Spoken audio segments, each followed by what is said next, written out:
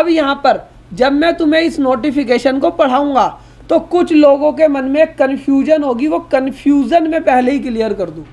मैं बोलूँगा कि ये इस सर्विसेज पर आरसीएम है। मैं क्या बोलूँगा कि इस सर्विसेज पर आरसीएम है। तुम बोलोगे सर ये टैक्सेबल है या एग्जेम्प्ट है। तुम बोलोगे, मेरे से पूछोगे कि सर ये टैक्सेबल है या एग्जेम्प्ट है। तो बोलो जिन सर्विसेज पर आरसीएम होगा वो टैक्सेबल होगी या एग्जेम्प्ट होगी, या दोनों में से कुछ भी हो सकती है, या दोनों में से कुछ भी हो सकती है। फटाफट से बोलो। जब मैं बोलूँगा कि इन सर्विसेज पर आरसीएम है तो वो सर्विसेज टैक्सेबल होगी, एग्जेम्प्ट होगी, या दोनों में से कुछ भी हो सकती है, या दोनों में से कुछ भी हो सकती है। सबका बिल्कुल सही जवाब है। रचना जैन बिल्कुल गलत जवाब है। चुल्लू भर पानी लेकर आना है और उसे पी लेना है। जब मैं बोलता हूँ सर्विस टैक्सेबल है तो अगला क्वेश्चन उठकर आता है कि सर इस सर्विस में जो टैक्सेबल है इसमें फॉरवर्ड चार्ज में टैक्स लगेगा या आरसीएम में टैक्स लगेगा, मतलब 9(1) लगेगा या 9(3) लगेगा। जब मैं बोलता हूँ ये सर्विस एग्जेम्प्ट है तो यहाँ पर टैक्स किस में लगेगा ये क्वेश्चन ही नहीं आता। टैक्स किस में लगेगा ये क्वेश्चन ही नहीं आता।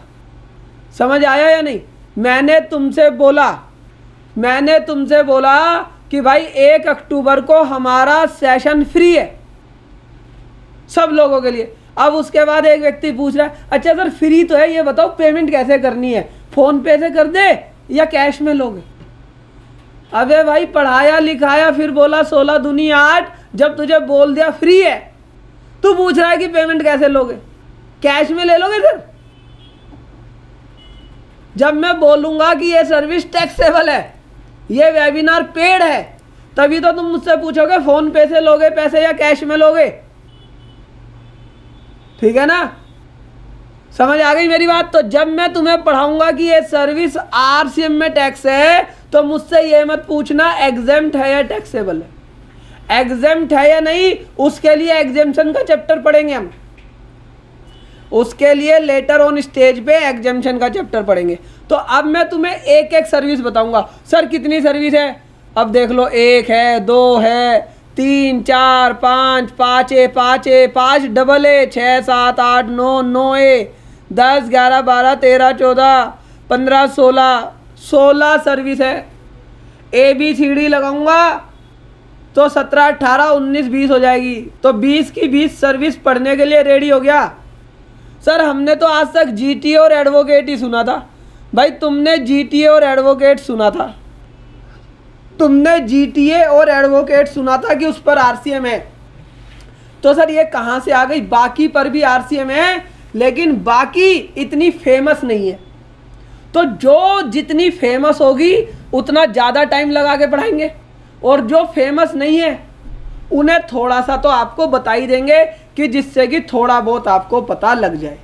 समझ आ गई मेरी बात।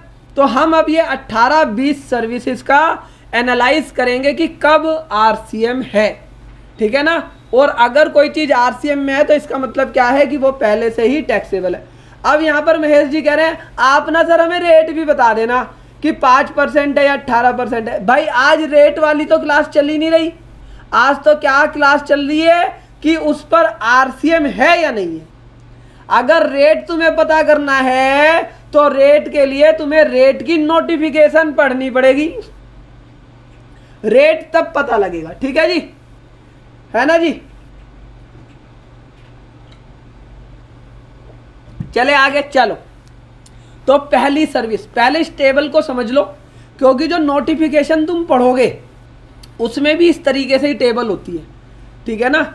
नोटिफिकेशन नंबर 13/2017 किसकी नोटिफिकेशन है, कौन कौन सी सर्विस आरसीएम में है। अब सर आप पूछोगे आरसीएम में रेट क्या है, तो भाई रेट के लिए जो नोटिफिकेशन आएगी वो अलग अलग होगी जो सेक्शन 9 में नोटिफिकेशन आएगी, ठीक है ना जी। तो रेट की नोटिफिकेशन कोई एक नहीं है, बार बार अमेंड होती रहती है। ठीक है जी, चलो आ जाओ मुद्दे की बात। अब आपने बोला कि सर जब भी कभी सर्विस के आरसीएम की बात होगी तो 3 चीज़ों का ध्यान रखेंगे, ठीक है ना। अब ये कह रहे सर डेट बता दो। अरे भाई कौन सी डेट बता दूं भाई, रेट के लिए कोई एक डेट थोड़ी है। 2017 से लेकर 6 सालों में क्या एक नोटिफिकेशन आई होगी? क्या 6 सालों में एक नोटिफिकेशन है? 50 नोटिफिकेशन आई होगी भाई, ठीक है। तो ये मैं नहीं बता पाऊंगा। तो अब यहां पर पहले मुद्दे की बात को समझो। मुद्दे की बात क्या कह रहा है यहां पर कि जब भी कोई सर्विस पर आरसीएम होता है तो 3 चीजों को चेक करना होता है। 3 चीजों को चेक करना होता है, तभी वो सर्विस पे आरसीएम एप्लीकेबल होगा। सर कौन कौन सी चीज? पहली चीज होती है कि वो सर्विस कौन सी है, category of supply of service. पहली चीज आपको ये चेक करनी है कि जिस सर्विस पर आरसीएम है उसकी बात करो सर, वो कौन सी सर्विस है। दूसरी बात है कि उस सर्विस को दे कौन रहा है, और तीसरी बात है उस सर्विस को ले कौन रहा है। ठीक है, अब मैंने यहां पर बोल दिया कि भाई मेरा जो वेबिनार है लड़कों के लिए फ्री है, लड़कियों के लिए फ्री नहीं है। तो मैंने क्या डाल दी? कंडीशन डाल दी कि उस सर्विस का जो रिसीवर होगा अगर लड़के हैं तो फ्री है, लड़कियां हैं तो वो फ्री नहीं है। तो क्या लगा दी मैंने? कंडीशन लगा दी कि भाई रिसीवर कौन होना चाहिए। इसी तरीके से जब भी आप आरसीएम को पढ़ेंगे इन 3 चीजों पर ध्यान देंगे। कौन सी 3 चीजों पे? कि सर्विस कौन सी है, ठीक है ना, सप्लायर कौन है और रिसीवर कौन है। अगर आपने इन 3 में से किसी भी चीज को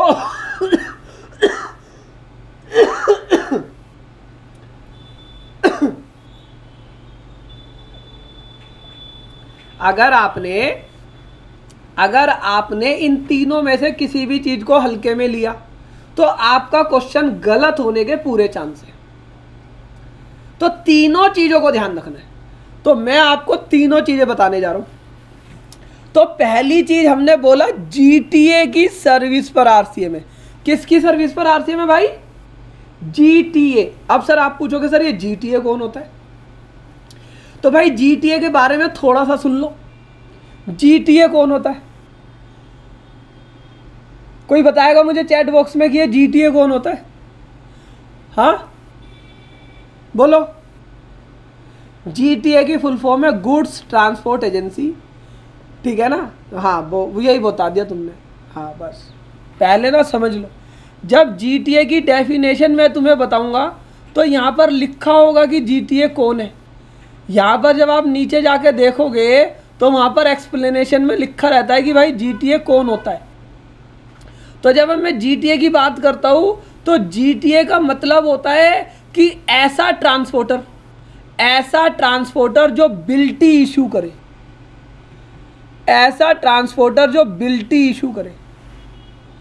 ठीक है ना। जो ट्रांसपोर्टर बिल्टी इशू नहीं करता उसे जीटीए नहीं बोलते। हर कोई सामान उठाने वाला जीटीए नहीं होता। तुमने मूवी देखी है क्या? गदर 2 मूवी देखी है? कितने लोगों ने देखी है गदर 2 मूवी? गदर 2 मूवी कितने लोगों ने देखी है? अब तुमने गदर 2 ही नहीं देखी तो मैं तुम्हें जीटीए कैसे बताऊं? आज क्या करना, डाउनलोड कर लो 10 रुपए में या देख कर आओ गदर मूवी। उसमें जो सन्नी देओल जो है, मुझे बताओ वो जीटीए है या नहीं है? सन्नी देओल उसमें ट्रक चला रहा है, बताओ वो जीटीए है या नहीं है? ये कह रहे हैं नहीं है सर जीटीए। अब जिन्होंने मूवी नहीं देखी उन्हें पता ही नहीं चल रहा सर किसकी बात कर रहे हैं। तो उस मूवी में एक सीन है जिसमें मिलिट्री वाले सन्नी देओल को बुलाते हैं, और कहते हैं ओए सन्नी देओल बात सुन पाजी, तारा सिंह बात सुन, ये हमारी सेना के हथियार हैं और इस सेना के हथियार को तुम्हें ऊपर चोटी पर ले जाना है और सेना को दे देना है। तो वो सेना के हथियार को अपने ट्रक में लोड करता है और उसकी बिल्टी इशू नहीं करता, क्योंकि तारा सिंह यहाँ पर ईमानदार व्यक्ति है। तो सेना वाले भी कहते हैं चल कोई बात नहीं, तारा सिंह ले जा, युद्ध चल रहा है, बिल्टी इशू मत कर, हमारी सेना को दे दियो। लेकिन अगर पता लगे कि तारा सिंह पे यकीन नहीं है हमारे को, तो सेना जब मिलिट्री उसे अपने हथियार देगी तो हो सकता है वो ट्रक अपने घर ले जाए और घर ले जाकर सारा सामान बेच दे। तो इसलिए जब भी कोई व्यक्ति अपने माल की ट्रांसपोर्टेशन कराता है किसी भी ट्रांसपोर्टर से, तो वो उससे कहता है मुझे बिल्टी लिख कर दे, मुझे बिल्टी इशू कर। तो ट्रांसपोर्टर एक बिल्टी इशू करता है और उस बिल्टी में लिखता है मैं माँ कसम खाता हूँ। उस बिल्टी में क्या लिखता है ट्रांसपोर्टर? कि मैं अपनी मम्मी कसम खाता हूँ ये माल मेरा नहीं है, ये माल कपिल जैन का है, मुझे तो कपिल जैन ने सिर्फ ट्रांसपोर्ट करने के लिए दिया है। जब तक ये माल मैं ट्रांसपोर्ट नहीं कर देता तब तक इसका मैं मालिक हूँ, असल में इसका मालिक कपिल जैन ही है। उस बिल्टी में वो माँ कसम खाकर अपने नीचे साइन कर देता है। तो रास्ते में जब भी कोई व्यक्ति उस माल को पकड़ता है तो वो समझ जाता है कि ये तो ट्रांसपोर्टर है, ये तो इसके रास्ते का मालिक है, इसका असली मालिक कपिल जैन है। समझ आई मेरी बात? और जब वो माल उसे पहुंचा देता है तो वो कहता है कि जो भी इस बिल्टी को मुझे दिखाएगा ओरिजिनल कॉपी, मैं उसे इस माल की डिलीवरी दे दूंगा। तो इसलिए हमेशा ध्यान रखना कि जीटीए कौन होता है भाई? जीटीए कौन होता है? बोलो फटाफट, जीटीए कौन होता है? जल्दी बोलो। जो बिल्टी इशू करता है, बिल्कुल ठीक। तो गदर फिल्म में सन्नी देओल जीटीए नहीं था। समझ आई मेरी बात या नहीं? गदर फिल्म में सन्नी देओल जीटीए नहीं था। तुमने अपना घर खाली कराया, रिक्शा वाले से माल ले गए, छोटा हाथी पकड़ के लिया है रोड पे से कि भाई मेरा माल ले जा, टम्पू पकड़ के लिया है कि मेरा माल ले जा, और उसने तुम्हें कोई बिल्टी इशू नहीं करी, तो इसका मतलब वो जीटीए नहीं है। और आरसीएम किस पर है बोलो भाई? आरसीएम किस पर है कि सप्लायर ऑफ सर्विस कौन होना चाहिए? सप्लायर ऑफ सर्विस कौन होना चाहिए भाई? बोलो जल्दी, बोलो बोलो बोलो। सप्लायर ऑफ सर्विस जीटीए होना चाहिए। तो एग्जाम में तुम्हें कंफ्यूज किया जाएगा, ठीक है? तुम्हारे एग्जाम्पल में सन्नी देओल डाला जाएगा, तो तुम्हें घबराना नहीं है, तुम्हें पहचान जाना है कि जीटीए कौन है। समझ आई मेरी बात? हाँ जी। तो सप्लायर क्लियर हो गया। अब बात आती है कि जीटीए ने किसे सर्विस दी तो आरसीएम आया। जीटीए ने किसे सर्विस दी कि आरसीएम आया। अब मुद्दा आता है कि भाई अगर जीटीए कोई सर्विस दे रहा है और वो एग्जेम्प्ट है, तो बोलो उस पर आरसीएम आएगा क्या? जीटीए कोई सर्विस दे रहा है और वो एग्जेम्प्ट है, क्या उस पर आरसीएम आएगा क्या? Answer is no. तो जीटीए जो टैक्सेबल सर्विस दे रहा है उसी पर आरसीएम आएगा, उसी पर आरसीएम आ सकता है। तो अब क्या लिखा इन्होंने जीटीए के लिए? इन्होंने लिखा कि भाई जीटीए अगर तूने सर्विस दी किसी फैक्ट्री को, किसे दी? किसी फैक्ट्री को जो कि फैक्ट्री एक्ट में रजिस्टर्ड है, जो कि फैक्ट्री एक्ट में रजिस्टर्ड है, तो आरसीएम आएगा और उस फैक्ट्री को अपना रजिस्ट्रेशन कराना पड़ेगा। अगर जीटीए तूने कोई सर्विस दी सोसाइटी को जो कि सोसाइटी एक्ट में रजिस्टर्ड है, अगर तूने कोई सर्विस दी किसे? सोसाइटी को, जो सोसाइटी होती है ना, ठीक है ना, अगर तूने सोसाइटी को सर्विस दी तो ही आरसीएम आएगा। अगर तूने किसी कोऑपरेटिव सोसाइटी को सर्विस दी तो ही आरसीएम आएगा। अगर जीटीए तूने किसी रजिस्टर्ड पर्सन को जो कि जीएसटी में रजिस्टर्ड है उसे सर्विस दी तो ही आरसीएम आएगा। जीटीए अगर तूने किसी बॉडी कॉरपोरेट को सर्विस दी, अब आप कहोगे सर ये बॉडी कॉरपोरेट क्या होता है? अब एक बच्चा कह रहा है सर बॉडी कॉरपोरेट वो होता है जो अपनी बॉडी बना लेता है, जिसके बॉडी होती है कॉरपोरेट फिल्म की तरह, उसे बॉडी कॉरपोरेट बोलते हैं। अरे नहीं यार, तुम भी कैसी बातें कर रहे हो। तो बॉडी कॉरपोरेट क्या होती है? बॉडी कॉरपोरेट की डेफिनेशन लिखी हुई है कि बॉडी कॉरपोरेट का मतलब क्या है। बॉडी कॉरपोरेट का मतलब है एक company as per companies act, body corporate और includes any company incorporated outside India but does not includes. ठीक है ना, कि अगर कोई कंपनी आउटसाइड इंडिया भी रजिस्टर्ड होती है उसे भी बॉडी कॉरपोरेट्स बोला जाएगा, लेकिन कोऑपरेटिव सोसाइटी को, ठीक है ना जी, उसे बॉडी कॉरपोरेट्स नहीं बोला जाएगा। ठीक है ना जी।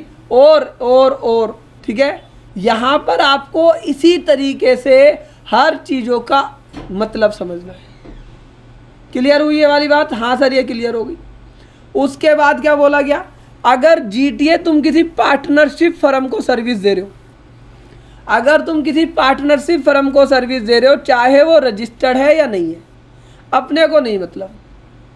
ठीक है ना जी। अगर आप किसी पार्टनरशिप फर्म को सर्विस दे रहे हो या किसी एसोसिएशन ऑफ पर्सन को सर्विस दे रहे हो, मतलब एओपी को सर्विस दे रहे हो, तो आप पर आरसीएम आएगा। जीटीए अगर तुम किसी कैजुअल टैक्सेबल पर्सन को सर्विस दे रहे हो तो आरसीएम आएगा। ठीक है, इन सब लोगों का नाम इकट्ठा बोल दिया हमने, स्पेसिफाइड रिसिपिएंट। इन सब लोगों को हम क्या बोलते हैं भाई? Specified recipient. तो हमेशा ध्यान रखना, अगर जीटीए ने इनके अलावा किसी और को सर्विस दी, इनके अलावा किसी और को सर्विस दी, मान लो जीटीए ने कपिल जैन को सर्विस दी, क्योंकि कपिल जैन अपना घर शिफ्ट करा रहे हैं, दिल्ली से गाजियाबाद जा रहे हैं, तो बोलो क्या उस पर आरसीएम आएगा? बोलो क्या उस पर आरसीएम आएगा? पहले ये चेक करो कि क्या Kapil Jain recipient of service की कैटेगरी में आते हैं। क्या Kapil Jain recipient of service की कैटेगरी में आते हैं? Answer is no. तो जब वो रिसिपिएंट ऑफ सर्विस की कैटेगरी में नहीं आते तो उस पर आरसीएम नहीं आएगा। तो इसका क्या मतलब हुआ सर कि कपिल जैन पर आरसीएम नहीं आ रहा, तो क्या कपिल जैन टैक्स देगा? भाई क्या पता ये वाली सर्विस जब तुम सेक्शन 11 पढ़ो उसमें क्या पता ये एग्जेम्प्ट हो, क्या पता उसमें ये एग्जेम्प्ट हो। समझ आई मेरी बात? अब इन्होंने बोल दिया कि सर अगर कपिल जैन रजिस्टर्ड है, तो भाई अगर कपिल जैन रजिस्टर्ड है तो डी क्लोज में आ गया ना। अगर कपिल जैन रजिस्टर्ड है तो डी क्लोज में आ गया ना। समझ में आई मेरी बात? तो हमारा किसी भी एंट्री को पढ़ने के 3 एंगल है। पहला एंगल की सर्विस कौन दे रहा है, ठीक है ना, सर्विस कौन सी है, सर्विस रिसीव कौन कर रहा है। तो हमने 2 एंगल पढ़ लिए। अब वो कह रहा है कि कौन सी सर्विस पर आरसीएम है, तो उन्होंने बोला कि जीटीए की सर्विस पर आरसीएम है। कौन सी सर्विस पर आरसीएम है? जीटीए की, जब वो गुड्स की ट्रांसपोर्टेशन करेगा। किसकी ट्रांसपोर्टेशन करेगा? गुड्स की ट्रांसपोर्टेशन करेगा। और गुड्स की ट्रांसपोर्टेशन कैसे करेगा? बाय रोड करेगा, बाय रोड। अभी रेलवे की बात नहीं हो रही, अभी एयरक्राफ्ट की बात नहीं हो रही, किसकी बात हो रही है? बाय रोड की। और किसे देगा? टू। किसे देगा? टू। जो अभी हम पढ़कर आए हैं, उन्हें देगा। जो अभी हमने पढ़ा है उन्हें देगा। यहाँ तक क्लियर हुआ? ठीक है ना, यहाँ तक क्लियर हुआ? हाँ सर यहाँ तक हमारे को क्लियर हो गया कि जीटीए की सर्विस पर आरसीएम है अगर वो कौन सी दे रहा है? Transportation of goods by road. Transportation of goods by road देगा, जीटीए देगा और इन रिसिपिएंट को देगा। ठीक है जी। अब इसका थोड़ा सा एनालाइज पढ़ लेते हैं। हाउएवर इन्होंने क्या लिखा है? इन्होंने लिखा है कि RCM shall not apply to service provided by a GTA by way of transportation of goods in a goods carriage by road to. इन्होंने क्या बोला कि भाई वैसे तो देखो आरसीएम है, लेकिन हम कुछ लोगों को इसमें से एक्सक्लूड कर रहे हैं। मैंने कहा भाई कौन से लोगों को एक्सक्लूड कर रहे हो? इन्होंने कहा भाई देखो, अगर कोई सेंट्रल गवर्नमेंट है, अगर कोई स्टेट गवर्नमेंट है, या कोई लोकल अथॉरिटी है, या कोई गवर्नमेंट एजेंसी है जिन्होंने अपना रजिस्ट्रेशन ले रखा है, किसके लिए? सिर्फ और सिर्फ टीडीएस काटने के लिए, सिर्फ और सिर्फ सेक्शन 51 में टीडीएस काटने के लिए। तो अभी आपने पढ़ा था कि अगर कोई व्यक्ति जीएसटी में रजिस्टर्ड है तो वो उस पर आरसीएम आएगा, लेकिन इन्होंने यहाँ पर स्पेशली लिख दिया, इन्होंने यहाँ पर स्पेशली क्या लिख दिया कि अगर किसी व्यक्ति ने रजिस्ट्रेशन ले रखा है लेकिन सिर्फ टीडीएस काटने के लिए ले रखा है और कुछ भी नहीं करता बेचारा वो, तो उस पर आप उस वाले केस में आरसीएम मत लगाओ, उस वाले केस में उस पर आरसीएम मत लगाओ। क्लियर है मेरी बात? बोलो यहाँ तक मेरी बात क्लियर है? हाँ सर यहाँ तक क्लियर है। फर्दर इन्होंने क्या लिखा? Nothing contained in this entry shall apply where the supplier has taken registration under GST and exercise the option to pay tax on service of GTA in relation to transport of goods supplied by him under forward charge। इन्होंने क्या बोला कि एक व्यक्ति है जो GTA है। अब यहां पर समझना,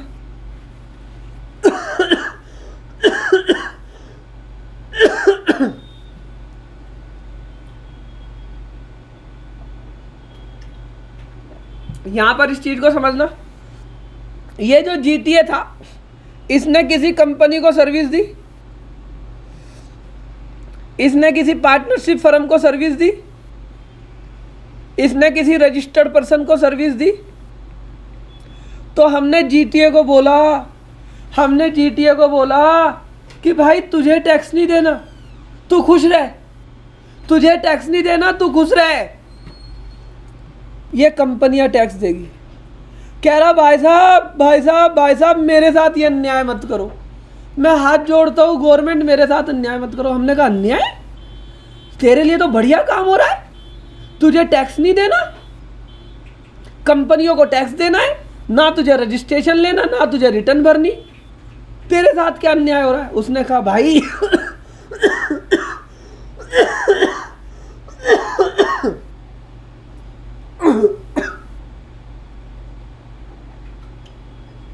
उसने कहा भाई साहब मेरे साथ अन्याय हो रहा है। मैंने कहा कैसे अन्याय हो रहा है तेरे साथ? कह रहा मैं बड़ा जीटीए हूं।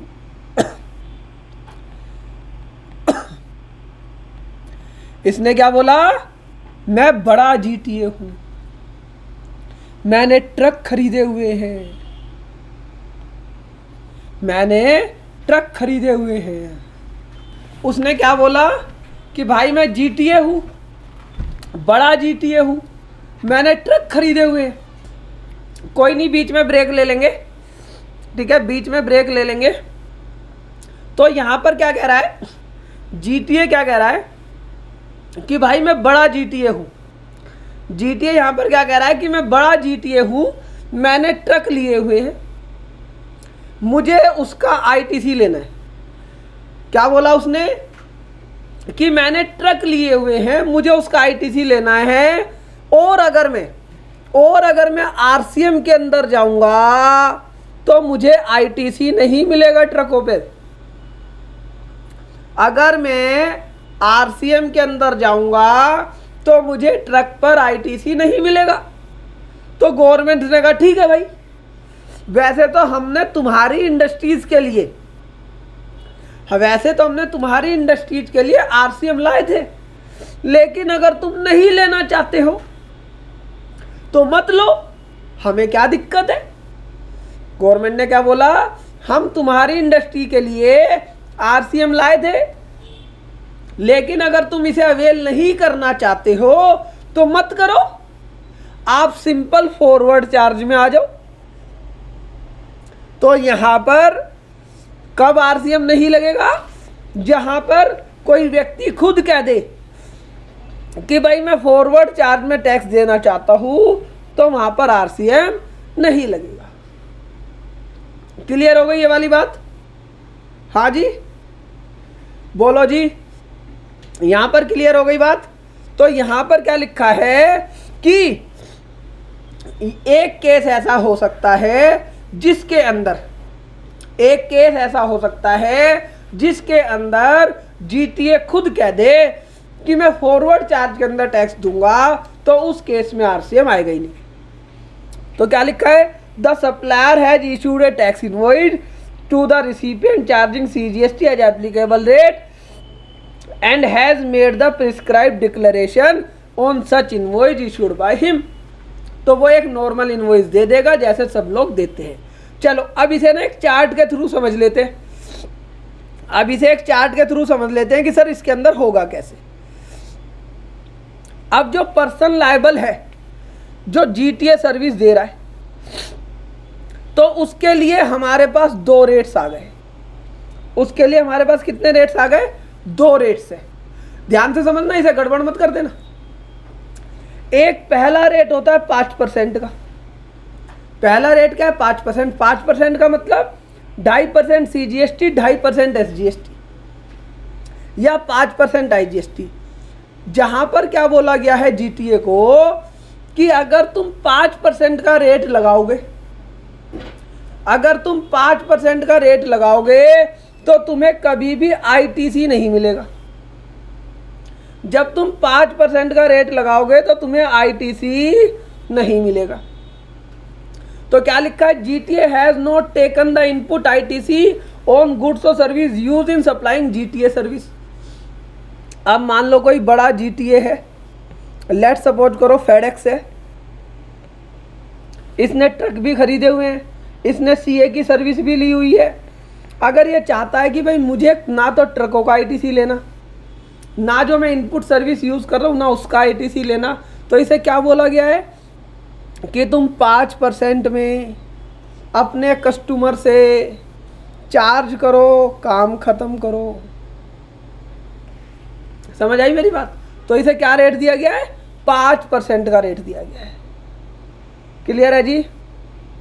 बोलो, यहां तक क्लियर है? हाँ जी क्लियर है।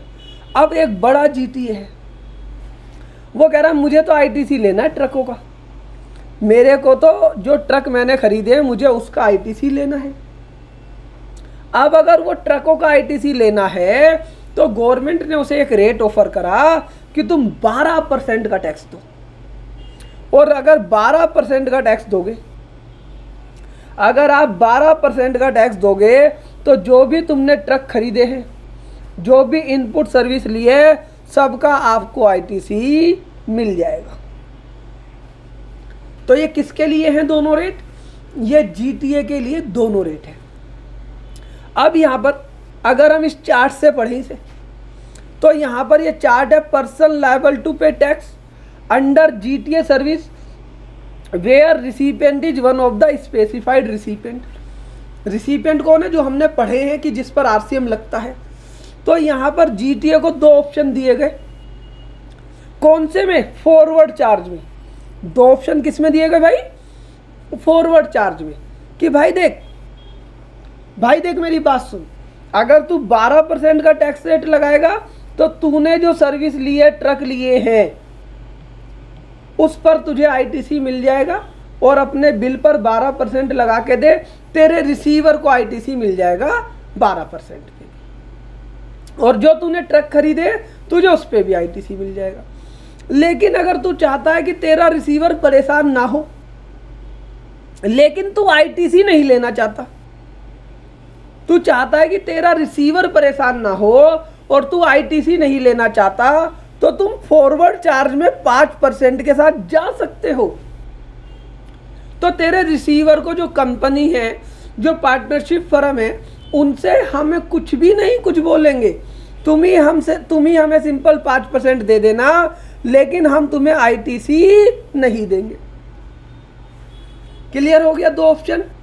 फिर जीटीए को एक तीसरा ऑप्शन दिया कि अगर तुम चाहते हो कि तुम्हें ना तो रिटर्न भरनी, ना तुम्हें रजिस्ट्रेशन लेना, या तुम चाहते हो कि तुम्हारा रिसीवर ही टैक्स दे, तो तुम 5% पे रिवर्स चार्ज में टैक्स लगा सकते हो, और जो तुम्हारी सर्विस रिसीव करेगा वो ही टैक्स देगा। और इन तीनों केसेस में तुम्हारे रिसीवर को आईटीसी मिलेगा। इन तीनों केसेस में तुम्हारे रिसीवर को आईटीसी मिलेगा। बोलो क्लियर हुआ या नहीं? बोलो क्लियर हुआ? आरसीएम का जो रेट होगा वो 5% होगा। आरसीएम में कभी भी रेट 12% नहीं होगा। ठीक है जी, आरसीएम में जो रेट होगा वो 5% होगा। तो यहाँ पर समझो कि इन्होंने क्या बोला, जीटीए की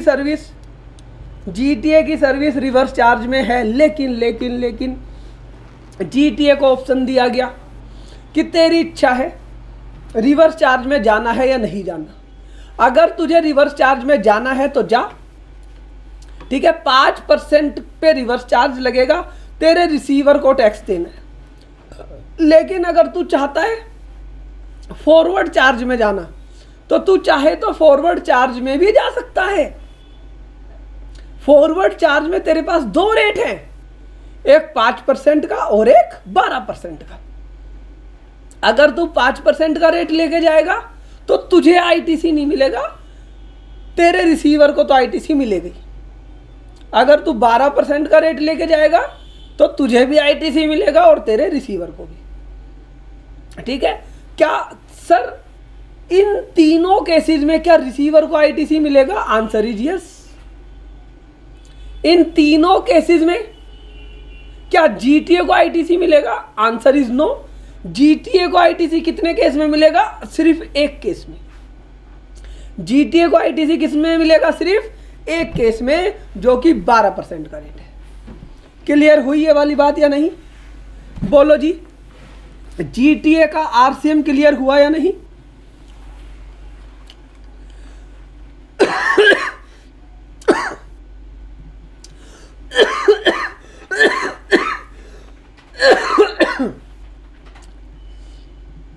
बोलो जी क्लियर हुआ या नहीं? बोलो जी क्लियर हुआ? चलो, अब आपको जीटीए की एंट्री क्लियर हो गई। अब मैं आपको अगली एंट्री कराता हूं। अब कई लोगों का क्वेश्चन है, सर जीटीए बिल पर टैक्स कब लिखेगा? इन ऑल द 3 केसेस और इन फर्स्ट 2 केसेस ओनली। जब हम आपको इनवॉइस का चैप्टर कराएंगे तब वहां पर बताएंगे कि आरसीएम के, पहली बात आप समझो, अगर जीटीए रजिस्टर्ड है तो तीनों केसेस में जीटीए बिल देगा। अगर जीटीए अनरजिस्टर्ड है तो पहले 2 केसेस में तो वो अनरजिस्टर्ड हो ही नहीं सकता। तीसरा केस ऐसा है जिसमें वो अनरजिस्टर्ड भी हो सकता है। तो अगर जीटीए रजिस्टर्ड है तीनों केसेस में तो इनवॉइस जीटीए ही देगा। शुरू के 2 केसेस में तो वो फॉरवर्ड चार्ज लिखेगा और टैक्स रेट लिखेगा। तीसरे केसेस में भी टैक्स रेट लिखेगा लेकिन रिवर्स चार्ज लिखेगा। समझ आई मेरी बात या नहीं? हाँ सर, ये वाली बात क्लियर होगी। अब एक व्यक्ति का क्वेश्चन है, सर थर्ड केस में आरसीएम का क्रेडिट मिलेगा या नहीं?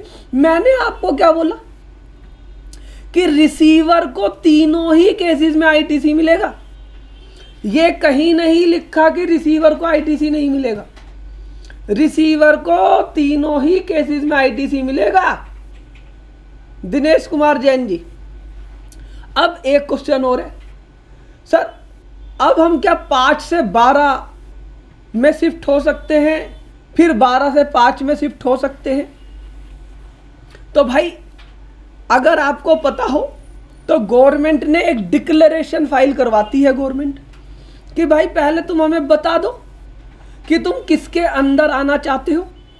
पहले शुरुआत में ही माँ कसम खा लो साल शुरू होने से पहले कि भाई फॉरवर्ड में जाओगे या रिवर्स में जाओगे। समझ आई मेरी बात या नहीं?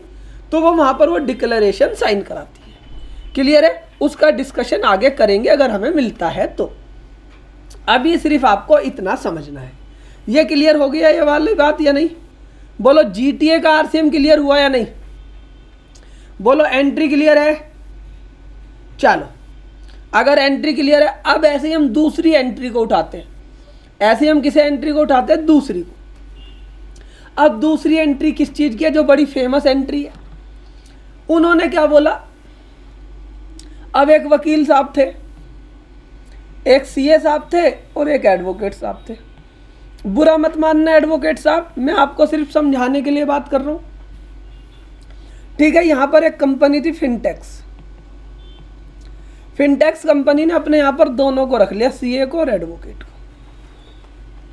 सीए साहब ने अपना 1 करोड़ का बिल दिया, 18 लाख रुपए उस पर जीएसटी था। कंपनी ने 1 करोड़ 18 लाख रुपए दिए सीए साहब को। सीए साहब ने आम जिंदगी जी और 1 करोड़ रुपए अपने पास रख के 18 लाख गवर्नमेंट को दे दिए। कहानी खत्म हो गई। एडवोकेट साहब ने कहा मेंटोस जिंदगी जीते हैं। कंपनी ने इन्हें भी 1 करोड़ 18 लाख रुपए दिए। इन्होंने क्या करा, 1 करोड़ भी अपने पास रख के 18 लाख भी अपने पास रखे, गवर्नमेंट को नहीं दिए। जब तक आरसीएम नहीं आया था, मैं तब की बात बता रहा हूं। ये आरसीएम क्यों आया, इसलिए इस चीज को समझ लो। अब एडवोकेट से कहा गया कि भाई साहब आप 18 लाख रुपए दो, आप हमारे गवर्नमेंट कह रही है 18 लाख रुपए दो। एडवोकेट साहब कह रहे फालतू मत बोल, तरीके से काम कर। अगर मैं तेरे 18 लाख रुपए नहीं दे रहा तो मुझे नोटिस भेज। गवर्नमेंट ने उसे नोटिस भेज दिया। जब गवर्नमेंट ने नोटिस भेज दिया तो वकील साहब का तो काम ही यही है, डेली नोटिस लड़ना। नोटिस में वकील साहब हार गए। उन्होंने कहा कोई बात नहीं, वकील के पास तो एक ही ऑप्शन है, अपील। वकील साहब अपील में गए, वहां पर फिर हार गए। उन्होंने कहा वकील के पास तो फिर एक ही ऑप्शन है, अपील। ठीक है, वो हाई कोर्ट में गए, सुप्रीम कोर्ट में गए। सुप्रीम कोर्ट में जाते जाते 10 साल लग गए। 10 साल लग गए सुप्रीम कोर्ट में जाते जाते। तो जो ये वकील साहब का दोस्त था वो तब तक जज बन गया।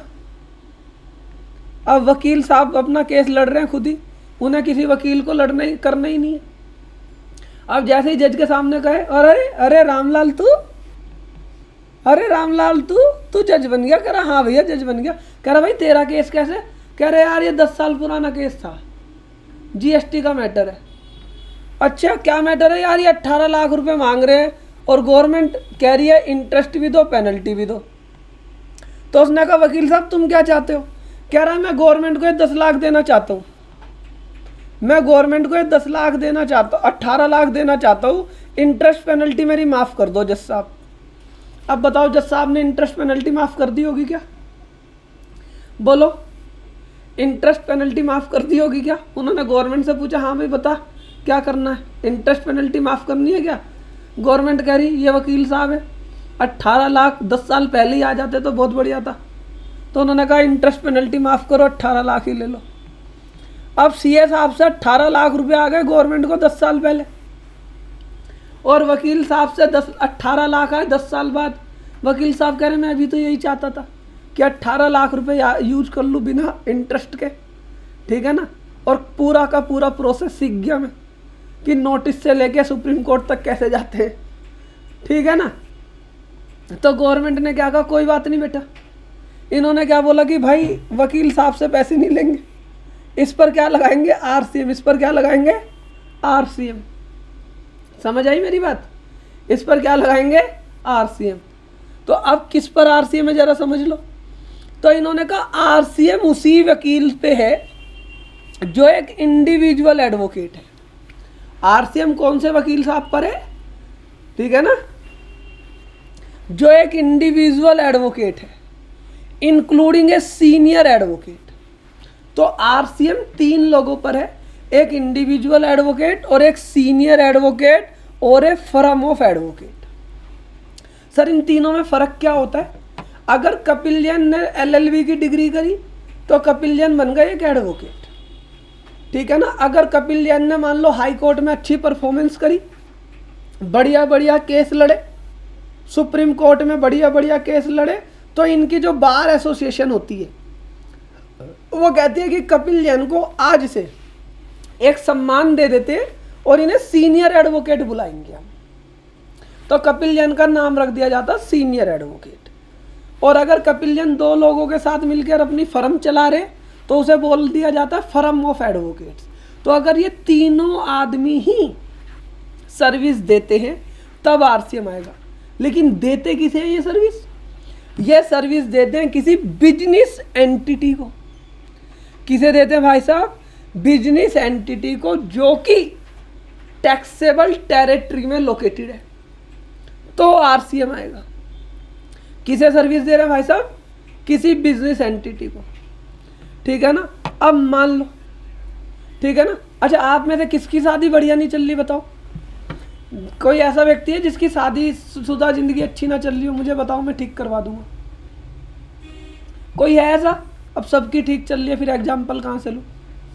ठीक है ना, कोई हो तो बताना मुझे। किसी की शादीशुदा जिंदगी अच्छी ना चल रही हो तो बताओ, ठीक है ना। उमाकांत चौरसिया जी के चेहरे से लग रहा है कि इनकी ना शादीशुदा जिंदगी अच्छी नहीं चल रही, बड़े परेशान से लग रहे। ये एक एडवोकेट साहब के पास गए कि भाई साहब कुछ सॉल्यूशन बताओ। उन्होंने कहा एक ही सॉल्यूशन है, डाइवोर्स दे दो। इन्होंने कहा एक डाइवोर्स दे दो, यही सॉल्यूशन है। और डाइवोर्स में लिख दो कि ये मेरी बीवी, ठीक है ना, ये मेरी बीवी, ठीक है ना, मेरे सारे गहने चुरा के ले गई, मेरे सारे बाल चुरा के ले गई, ठीक है। अब उन्होंने कहा एडवोकेट साहब ने मेरी फीस दे दो, मैं नोटिस भेजूंगा। तो एडवोकेट साहब ने इनसे नोटिस लिया, एडवोकेट साहब ने 50,000 रुपये लिए। बोलो इस पर आरसीएम आएगा क्या? ठीक है ना। ये कह रहे अपना ले लो गोपाल गौर जी, ये कह रहे, ये चाहते हैं कि घर जाके कपिल जैन को खाना ही ना मिले, ठीक है। मेरा एग्जाम्पल लिवा रहे हैं, उस्ताद से उस्तादी नहीं करते। अब इस पर आरसीएम आएगा क्या? आंसर इज नो, क्योंकि आरसीएम आने के लिए मैंने क्या बोला था, सर्विस रिसीवर भी वही होना चाहिए, ठीक है, सर्विस देने वाला भी वही होना चाहिए। तो यहाँ पर एडवोकेट तो सर्विस दे रहा है, लेकिन ले कौन रहा है? उमाकांत चौरसिया अपने डाइवोर्स केस में। तो ये कोई बिजनेस एंटिटी नहीं। क्लियर हो गई मेरी बात? हाँ सर, हाँ, ये बात क्लियर हो गई। अब इन्होंने कहा, ये दो तो हमें समझ आ गई। अब इन्होंने कहा सर सर्विस कौन सी दे एडवोकेट? अब आजकल के जो एडवोकेट साहब हैं वो कई तरह की सर्विस देते हैं। सर कौन सी सर्विस दे रहे हैं एडवोकेट साहब? बुरा मत मानना मेरी बात का। एडवोकेट साहब आजकल क्या कर रहे हैं? अकाउंटिंग भी करते हैं जा जाके, ठीक है ना, जीएसटी की रिटर्न भी भरते हैं, नोटिस का रिप्लाई भी करते हैं, ठीक है ना, तुम्हारे कानूनी मामले भी निपटाते हैं, फौजदारी भी, फैमिली भी, सब निपटाते हैं। तो इन्होंने क्या लिखा कि भाई कौन सी सर्विस पर आरसीएम है ये बताओ। इन्होंने लिखा कि service provided bye an individual advocate, senior advocate bye way of legal service. इन्होंने क्या बोला कि अगर कोई लीगल सर्विस है, अगर कोई लीगल सर्विस है तो उसी पर आरसीएम आएगा। अगर कोई लीगल सर्विस है तो उसी पर आरसीएम आएगा, अगर लीगल सर्विस है तो उस पर आरसीएम नहीं आएगा। तो अगर मान लो तुमने अपने प्रॉफिट एंड लॉस अकाउंट को बनाया और किसमें किसी वकील साहब की सर्विस ले ली, किस चीज की? अकाउंटिंग की, किसी अकाउंटिंग की सर्विस ले ली। अब इन्होंने कहा सर लीगल सर्विस का मीन्स बताओ पहले, ठीक है ना, कि लीगल सर्विस का मतलब क्या होता है। इन्होंने लिख दिया भाई कि लीगल सर्विस का मतलब क्या है। Legal service means any service provided in relation to advice, consultancy. देख रहे हो क्या कह रहे कि लीगल सर्विस का मतलब क्या है? एडवाइस दे रहे हो, अगर आप कंसल्टेंसी दे रहे हो और असिस्टेंस दे रहे हो in any branch of law, in any manner and include representation service before any court, tribunal और अथॉरिटी। तो अगर मैं लीगल सर्विस की डेफिनेशन पढ़ता हूं तो बोलो अकाउंटिंग सर्विस, अकाउंटिंग सर्विस क्या लीगल सर्विस में आएगी? क्या अकाउंटिंग सर्विस लीगल सर्विस में आएगी? अब एक व्यक्ति कह रहा हाँ सर आएगी। मैंने कहा कैसे आएगी? कह रहा sir assistance in any branch of law, GST एक लॉ की ब्रांच और मैं उसमें असिस्टेंस दे रहा हूँ तुम्हारे को अकाउंटिंग करने में। तो भाई ये तो देखो तुम वकील साहब हो, तुम खुद समझ लो। मेरा मानना होता है कि अकाउंटिंग सर्विस लीगल सर्विस के दायरे में नहीं आती, ठीक है ना। तो अगर आप किसी एडवोकेट साहब की खर्चे पर आरसीएम लगाना भूल गए, आरसीएम जमा करना भूल गए, तो आप जब भी डिपार्टमेंट तुम्हें नोटिस भेजे तो आप क्या प्रूव कर देना कि भाई ये लीगल सर्विस थी ही नहीं, और जब लीगल सर्विस नहीं थी तो इस पर आरसीएम भी नहीं था। समझ आई मेरी बात। और आप अपने P&L में उस खर्चे को लीगल सर्विस के नाम से मत डालना, उस खर्चे को अकाउंटिंग सर्विस के नाम से डाल देना, तो तुम्हारे बचने के चांसेस हो जाएंगे। अब ये कह रही हैं Rachna Jain ji any branch of law means बताओ, ठीक है ना। अब ये मैं पढ़ा रहा हूँ यहाँ जीएसटी, ये कह रही है तुम तो विद्वान हो, एनी ब्रांच ऑफ लॉ बताओ, ठीक है। ब्रांच का मतलब मेरे को क्या पता है, मैं पढ़कर आया हूँ कि जैसे एक पेड़ होता है, पेड़ की बहुत सारी टहनियाँ होती है, उसे ब्रांच बोल देते। तो भाई लॉ की कई ब्रांच है, जैसे इनकम टैक्स लॉ, जैसे जीएसटी लॉ, जैसे क्रिमिनल लॉ, जैसे सिविल लॉ, ठीक है। तो एनी ब्रांच ऑफ लॉ का मतलब वो होता है, ठीक है।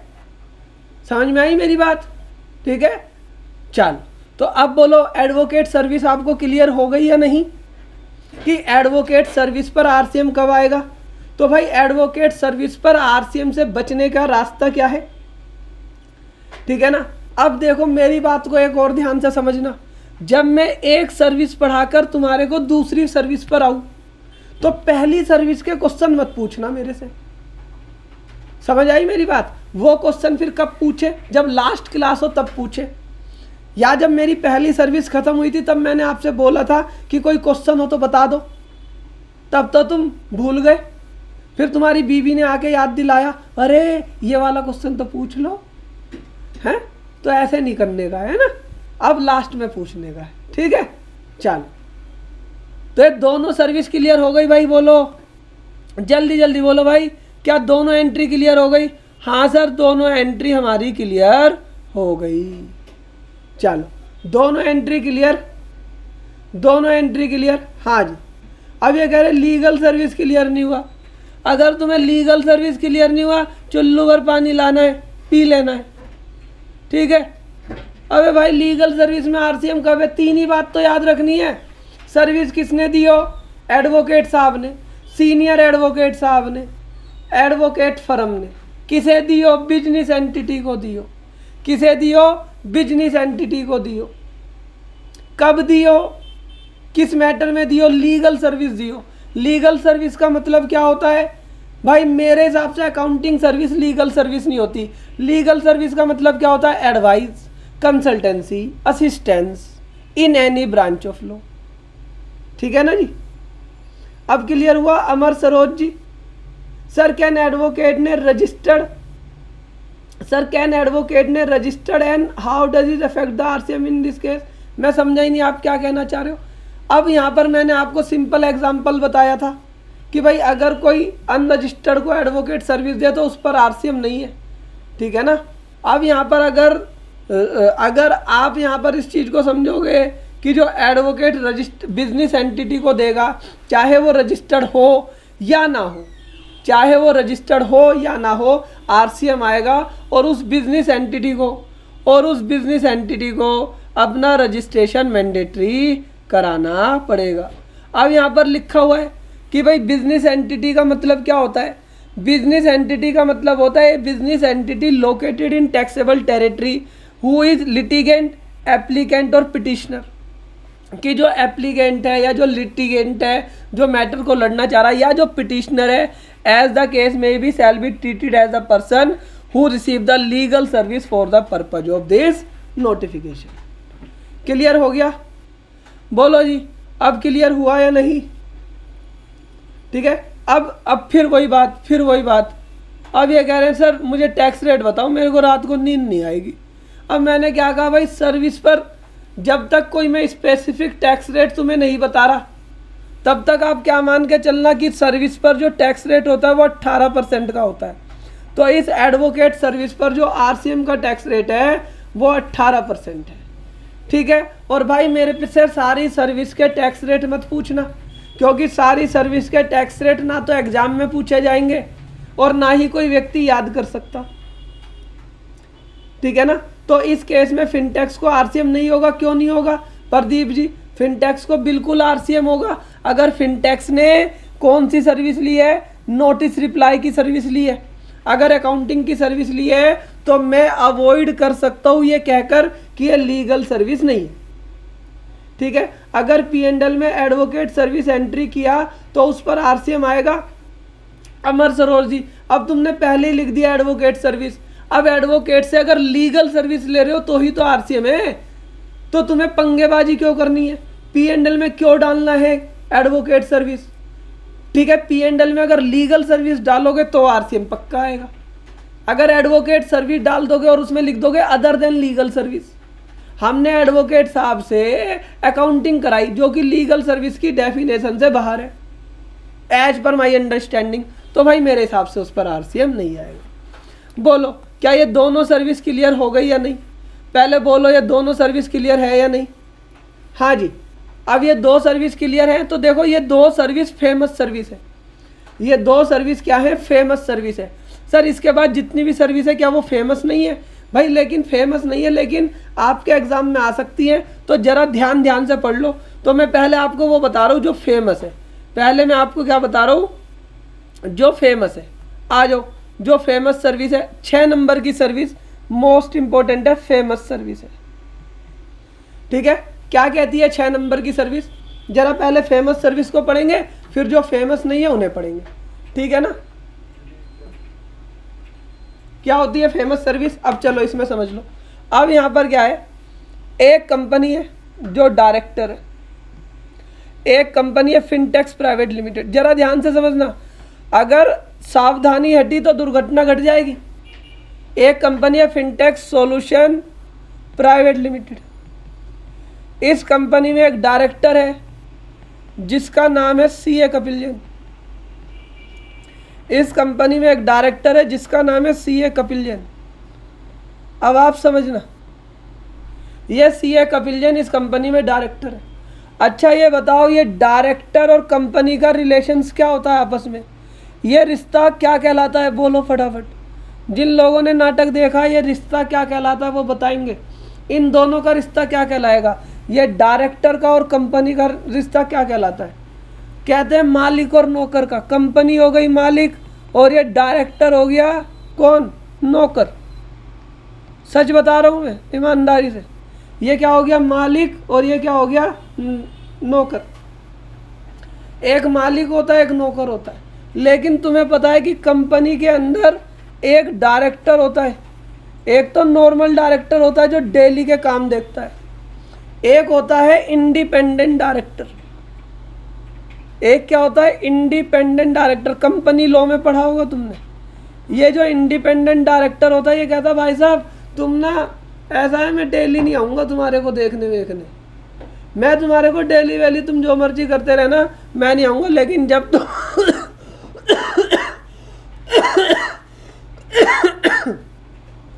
जब तुम कभी अपनी बोर्ड मीटिंग करोगे जब तुम कभी अपनी बोर्ड मीटिंग करोगे तो उसमें मुझे बुला लेना, और उस बोर्ड मीटिंग में जब मैं आऊँगा तो तुमसे एक बार की मीटिंग अटेंड करने के 50,000 रुपये लूँगा। कितने रुपये लूँगा, 50,000 रुपये लूँगा। इसे बोला जाता है सिटिंग फीस। इसे क्या बोला जाता है, director sitting fees. Sitting fees का मतलब भाई तुम आए और मीटिंग में बैठे और मीटिंग में बैठने की फीस ले गए, तो हमने इसका नाम क्या रख दिया, सिटिंग फीस। इसका नाम क्या रख दिया, सिटिंग फीस। ठीक है, ये जर्नली किसे मिलती है, जर्नली क्या किसे मिलते हैं, इंडिपेंडेंट डायरेक्टर को। ठीक है, तो आपको इतने लिटिगेशन में नहीं जाना। अब मैं एग्जांपल दे रहा हूँ, जरा ध्यान से समझना कि ये फिनटेक्स प्राइवेट लिमिटेड है, इसने कपिल जैन जो उस कंपनी का डायरेक्टर था उसे पूरे साल में 5 लाख रुपए का डायरेक्टर रेम्युनरेशन दिया। और एक व्यक्ति और था सलमान खान, फिनटेक्स कंपनी में डायरेक्टर है सलमान खान हमारे, पता है तुम्हें या नहीं पता, लेकिन ये इंडिपेंडेंट डायरेक्टर है। हम इन्हें बोर्ड मीटिंग में बुलाया और इन्होंने 1 लाख रुपए हमसे ले लिए। फिर उसके बाद क्या हुआ कि कपिल जैन जो डायरेक्टर है उनकी ना एक प्रॉपर्टी है, वो कंपनी ने रेंट पे ले रखी है, तो इन्होंने कपिल जैन को क्या दिया, रेंट दिया। सीए कपिल जैन को क्या दिया, रेंट दिया, कितने लाख रुपए, 3 लाख रुपए। ध्यान से समझना कहानी को।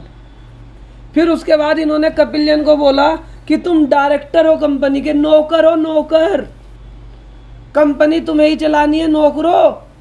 उसने कहा ठीक है। अब कपिल जैन डायरेक्टर है, नौकर में क्या करता है, कपिल जैन को काम दिया गया है कि भाई तुम क्या करना, डेली आकर कंपनी में देखना सब स्टाफ ठीक से काम कर रहे हैं नहीं कर रहे। उसने कहा ठीक है। अब इन्हें क्या पता लगा कि कपिल जैन को तो जीएसटी भी पढ़ाना आता है, कपिल जैन को तो जीएसटी भी पढ़ाना आता है। उन्होंने कहा जीएसटी पढ़ाओगे कपिल जैन? मैंने कहा भाई मैं नौकरी में नहीं पढ़ाता। कपिल जैन ने क्या बोला कि मैं नौकरी में जीएसटी नहीं पढ़ाता, नौकरी में तुम्हारी हमारी बात हुई है कि जीएसटी नहीं पढ़ाएगा कपिल जैन। उन्होंने कहा कोई बात नहीं, तुम इसके प्रोफेशनल चार्ज ले लेना अलग से, हमारा जीएसटी का एक मैटर फंस गया है उसे देख लेना, हमारा तय नहीं हुआ नौकरी के एग्रीमेंट में, लेकिन इसकी प्रोफेशनल फीस ले लेना 2 लाख रुपए अलग से। कंपनी ने वो 2 लाख रुपए फीस और दी कपिल जैन को। अब आपके सामने क्वेश्चन है कि एंट्री पढ़ो पहले और फिर बताना कि आरसीएम किस किस पर आएगा, 5 लाख पर, 1 लाख पर, 3 लाख पर, 2 लाख पर या सारे पर। पहले एंट्री पढ़ना, जल्दबाजी में आंसर मत देना। कई लोगों ने तो आंसर दे ही दिया, कई लोग तो बिल्कुल क्या बन रहे हैं, दुर्योधन मत बनो, अर्जुन बनो, अर्जुन। जब दुर्योधन, अर्जुन, भीम, नकुल, सहदेव जब उन्हें गुरु द्रोणाचार्य शिक्षा दे रहे थे तो उन्होंने कहा कि बाण लगाओ धनुष में, सबने बाण लगाया धनुष में, और सामने पेड़ पर एक चिड़िया बैठी थी, उन्हें बोला कि इस चिड़िया की आंख में बाण मारना है, ठीक है। अब तुमने क्या करा, दुर्योधन बनकर बाण ही छोड़ दिया। अभी द्रोणाचार्य बता रहे हैं कि आंख में मारना है, चिड़िया में मारना है, तुमने तो जल्दीबाजी, इतनी जल्दीबाजी काहे को करनी है। मैं कह रहा हूँ एंट्री पढ़ लो। ये कह रहे नहीं गुरुजी हम तो अर्जुन है, अर्जुन नहीं हो, दुर्योधन ने करी थी ये गलती कि गुरु की बात सुने बिना ही बाण चला दिया। उन्होंने कहा मैं रुक तो जा प्रभु, ठीक है ना, हाँ अबे रुक तो जा प्रभु, मुझे तो बोल लेने दे, ठीक है ना, समझ आई। तो पहले एंट्री पढ़ लो। मैंने अभी तुम्हें एंट्री नहीं पढ़ाई, जितनी आसानी से तुमने आंसर दे दिया इतनी आसानी से आंसर नहीं आता है, एग्जाम में गलत हो जाता है। तो इन्होंने क्या लिखा पहले समझो कि भाई आरसीएम कब आएगा, ए डायरेक्टर ऑफ ए कंपनी और ए बॉडी कॉर्पोरेट, कि अगर सप्लायर ऑफ सर्विस कौन है, सप्लायर ऑफ सर्विस कौन है, डायरेक्टर कौन है जी, डायरेक्टर कौन है जी, डायरेक्टर। किसका डायरेक्टर, कंपनी का या बॉडी कॉर्पोरेट का। हमने कहा ठीक है जी। उसके बाद सर्विस रिसीवर कौन है, कंपनी और body corporate located in the taxable territory. तो रिसीवर तो क्लियर हो गया, अभी तुम्हें सप्लायर क्लियर नहीं हुआ कि डायरेक्टर अगर सर्विस देगा, सर्विस कौन देगा, डायरेक्टर सर्विस देगा तो ही आरसीएम आएगा। फिर उसने बोला क्यों, कौन सी सर्विस देगा, service supplied by A director, director. अब इन्होंने इस एंट्री में इतना लिख के छोड़ दिया और इन्होंने कहा बूझो तो जाने, तुम बताओ आंसर। अब कई लोग, जीएसटी की यही खूबसूरती है, कई लोगों ने 10 लाख पर आरसीएम लगा दिया, कई लोगों ने 11 लाख पर लगा दिया, कई लोगों ने 1 लाख पर लगाया है, कई लोगों ने 2 लाख पर लगाया है, ठीक है। तो पहले इस चीज को समझो कि इसका जवाब किसी को नहीं पता।